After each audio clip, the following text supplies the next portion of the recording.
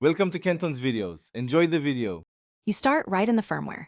Shut down, plug in power, and connect a keyboard so nothing interrupts navigation. Once the system is off, power on and repeatedly press F2 or delete to open the UEFI BIOS. Some TUF models accept ESC for a boot menu, so try that if needed. Make sure you land on the Advanced or Boot tab. This is where Secure Boot and related settings live. Your goal now is to find the Secure Boot configuration entry. Once you have the Secure Boot section visible, you need to change its state. Navigate carefully because menu names vary across TUF models. You will either flip a Secure Boot option to Disabled or change OS type from Windows to Other OS, which effectively turns it off.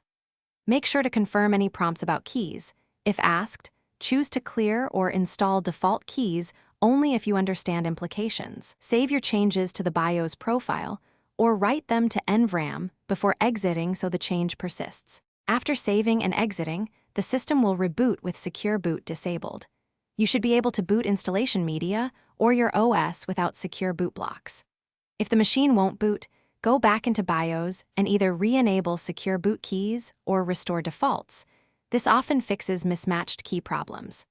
If firmware becomes unresponsive, power down and perform a CMOS reset with the motherboard jumper or button. That returns BIOS to factory settings.